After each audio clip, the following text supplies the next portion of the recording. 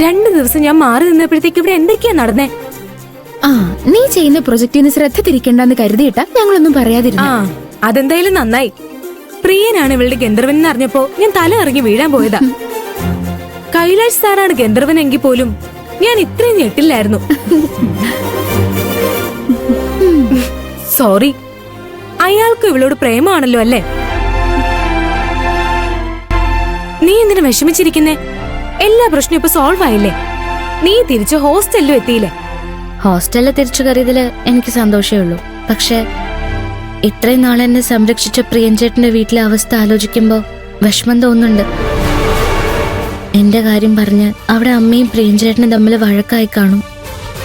ഞാൻ കാരണം ആ കുടുംബത്തിന്റെ സമാധാനം പോയിന്ന് ആലോചിക്കുമ്പോ കുറ്റബോധം തോന്നുന്നുണ്ട്. ആ കുറ്റബോധം മാറ്റാൻ പ്രിയനെ വിളിച്ചൊന്ന് സംസാരിച്ചാ പോരെ? അതെ, വീട്ടിലെ അവസ്ഥ എന്താണെന്ന് മനസ്സിലാക്കുകയും ചെയ്യാം. അമ്മയാണ് ഫോൺ എടുക്കുന്നെങ്കില് പ്രശ്നം കൂടുതൽ വഷളാവും. അല്ല, അവരെ എന്തിനാ ഇവളിങ്ങനെ പേടിക്കുന്നേ? അത് നിങ്ങൾക്ക് പ്രിയന്റെ അമ്മയെ കുറിച്ച് അറിയാത്തതുകൊണ്ടാ. അവര് ദേഷ്യപ്പെട്ട് നിങ്ങൾ കണ്ടിട്ടുണ്ടെങ്കിൽ ഇങ്ങനെ പറയില്ല. നീ വെറുതെ ബിൽഡപ്പ് കൊടുക്കല്ലേ. നീ വിളിക്ക് പാറു, എന്താ സംഭവിക്കുന്നെന്ന് നമുക്ക് നോക്കാലോ.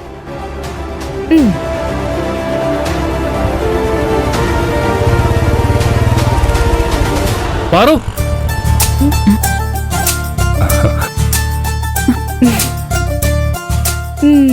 ഇതെന്താ? നീ മനസ്സിൽ വിചാരിച്ചപ്പോഴേക്കും ആളെത്തിയല്ലോ. കക്ഷി ഇനി ശരിക്കും ഗന്ധർവനാണോ?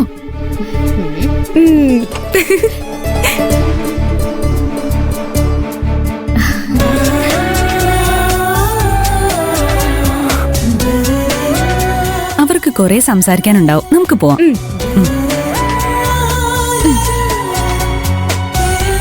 ഞാനിപ്പോ പ്രിയൻചേട്ടനെ കുറിച്ച് ചിന്തിച്ചതേയുള്ളൂ.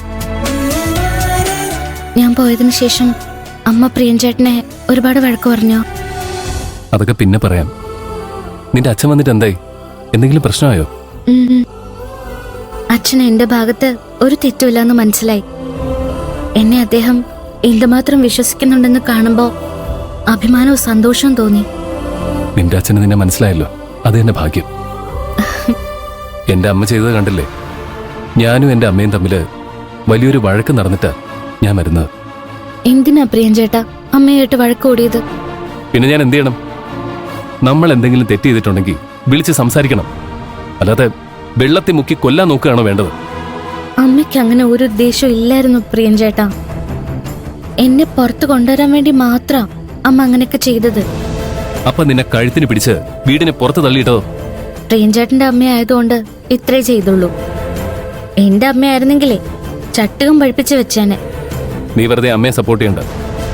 അമ്മ ചെയ്തത് തെറ്റ് തന്നെയാ. നമുക്ക് അതിനെക്കുറിച്ച് സംസാരിക്കണ്ട. പ്രിയൻചേട്ടാ പാറു, പ്ലീസ്, വേണ്ട. ശരി, നേരം കുറെ ആയില്ലേ. പ്രിയൻചേട്ടൻ വീട്ടിലേക്ക് പോവാൻ നോക്ക്.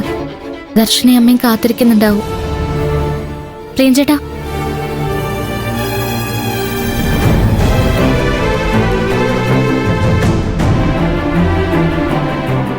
ഇങ്ങനെ ദേഷ്യപ്പെടരുത്.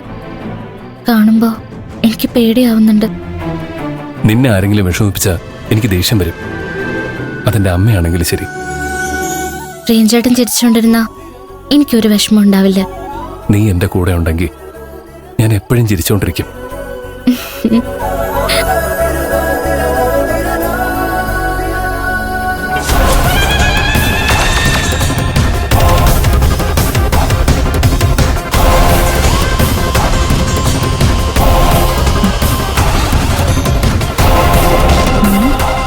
ഇവൻ ഈ സമയത്ത് എന്തിനാ ഇവളെ കാണാൻ വന്നത്? ശരിയെന്നാ.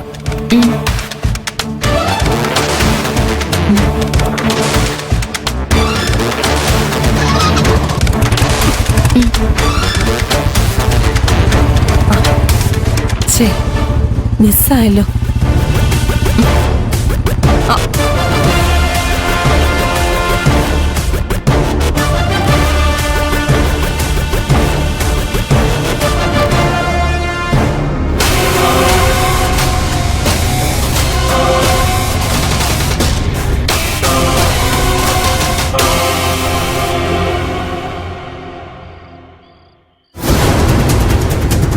ഇത്രയൊക്കെ ചെയ്തിട്ടും നമ്മൾ കണക്ക് കൂട്ടിയത് പോലെ ഒന്നും നടക്കുന്നില്ലെന്ന് കാണുമ്പോ എനിക്ക് ദേഷ്യം വരിക.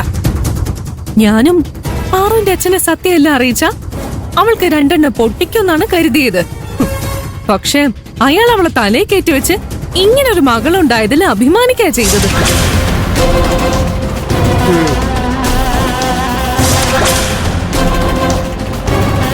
ആന്റി പ്രിയന്റെ അമ്മയെ കാര്യങ്ങൾ അറിയിച്ചത് തെറ്റായി പോയെന്നാ എനിക്ക് തോന്നുന്നത്. പാർവതി പ്രിയന്റെ കൂടെ ആ വീട്ടിൽ ഒരുമിച്ച് താമസിക്കായിരുന്നെങ്കിൽ അവര് തമ്മില് പ്രണയം ഉണ്ടാവാനുള്ള സാധ്യത കുറച്ചെങ്കിലും ഉണ്ടായിരുന്നു. ഇപ്പൊ ആ ചാൻസും പോയി. അവർക്ക് തമ്മിൽ അടുപ്പമില്ലെന്ന് നീ തീരുമാനിച്ചാ മതിയോ? ഇത്രയും കാലം അവരൊരുമിച്ച് ഒരേ മുറിയിലാ കഴിഞ്ഞത്. ഇഷ്ടമില്ലാത്തൊരു പുരുഷന്റെ കൂടെ ഒരു പെൺകുട്ടിക്ക് എങ്ങനെ കഴിയാൻ പറ്റുമോ? അവർക്കിടയിൽ എന്തായാലും ഒരു ബന്ധമുണ്ട്. അതിനുള്ള സാധ്യതയുണ്ട്. ഇന്നലെ രാത്രി പ്രിയൻ ആരും കാണാതെ പാർവതിയെ കാണാൻ വന്നിരുന്നു.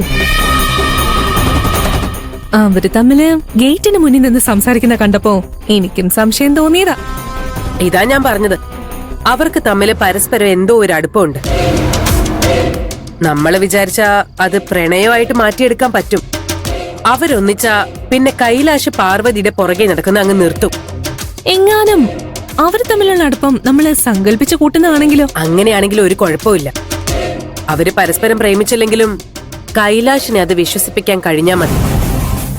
ഒരുമിച്ച് താമസിക്കാത്ത സ്ഥിതിക്ക് സമയം കിട്ടുമ്പോഴെല്ലാം അവര് സംസാരിക്കാൻ ശ്രമിക്കും.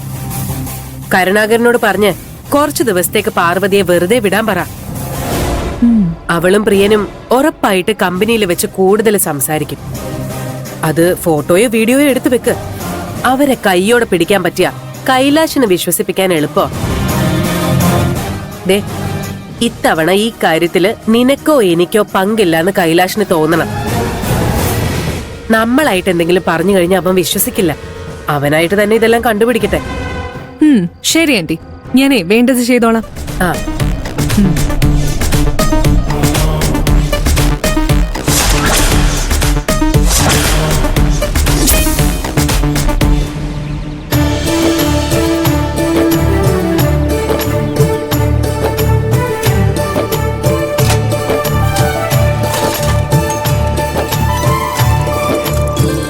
പാറു,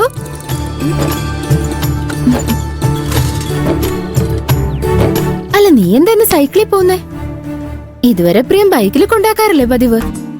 ഇത്രയും കാലം പ്രിയൻ ചേട്ടനാണ് ഗന്ധർവെന്ന് എനിക്കറിയില്ലായിരുന്നല്ലോ.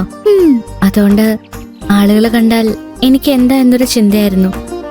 കാരണം ഞങ്ങളുടെ മനസ്സിൽ വേറൊന്നും ഇല്ല എന്ന ഒരു ഉറപ്പുണ്ടായിരുന്നു.